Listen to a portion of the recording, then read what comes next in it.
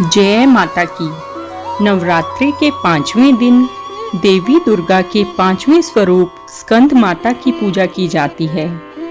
इन्हें अत्यंत दयालु माना जाता है। माँ दुर्गा का ये स्वरूप मातृत्व को परिभाषित करता है। स्कंद माता को देवी पार्वती और उनकी गोद में बैठे भगवान स्कंद को कार्तिकेय माना जाता है। कहते हैं कि पूरी दुनिया में स्कंद माता की कृपा से ही मातृत्व का विस्तार हुआ है, इसलिए इन्हें जगत जननी भी कहा जाता है। प्राचीन कथाओं में स्कंद माता को देवी पार्वती का ही स्वरूप माना गया है। कहते हैं कि देवी दुर्गा भगवान शिव से विवाह करने के बाद विचलित रहा करती थी। उनकी इच्छा थी कि कोई बालक हो जो उनको माता कहकर पुकारे। तब माता ने स्कंद माता का रूप लेकर भगवान कार्तिकेय यानी स्कंद भगवान को प्रकट किया।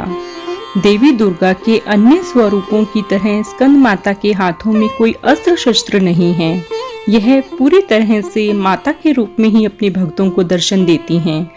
4 भुजी स्कंद माता के 2 हाथों में फूल हैं। एक हाथ से उन्होंने अपने पुत्र भगवान स्कंद को पकड़ा हुआ है और जबकि एक हाथ वर मुद्रा में है। ये कमल के आसन पर ही विराजमान रहती हैं, इसलिए इन्हें पद्मासना भी कहा जाता है। इनका वाहन सिंह यानी शेर है। तारकासुर नाम का एक राक्षस ब्रह्मा जी को प्रसन्न करने के लिए कठोर तपस्या कर रहा था। उस कठोर तप से प्रसन्न होकर ब्रह्मा जी उसके सम्मुख आए। ब्रह्मा जी से वरदान मांगते हुए तारकासुर ने अमर करने के लिए कहा। तब ब्रह्मा जी ने कहा कि इस धरती पर जिसने भी जन्म लिया है उसे मरना ही है, आप कुछ और वरदान मांगो। निराश होकर उसने ब्रह्मा जी से कहा कि प्रभु ऐसा कर दें कि भगवान शिव के पुत्र के हाथों से ही मेरी मृत्यु हो। तारकासुर की ऐसी धारणा थी कि भगवान शिव कभी विवाह नहीं करेंगे, इसलिए उसकी कभी मृत्यु होगी ही नहीं। फिर उसने लोगों पर हिंसा करनी शुरू कर दी। तारकासुर के अत्याचारों से परेशान होकर देवताओं ने भी ब्रह्मा जी की शरण ली। तब ब्रह्मा जी ने उन्हें बताया कि तारकासुर का अंत शिव के पुत्र से ही हो सकता है। देवताओं ने कामदेव और रति के सहारे पार्वती के माध्यम से शिव को वैवाहिक जीवन के लिए आकृष्ट करने का प्रयत्न किया। शिव ने क्रुद्ध होकर काम को जला डाला, किंतु पार्वती ने आशा नहीं छोड़ी और उन्होंने रूप सम्मोहन के उपाय को व्यर्थ मानते हुए तपस्या में निरत होकर शिव प्राप्ति का उपाय शुरू कर दिया।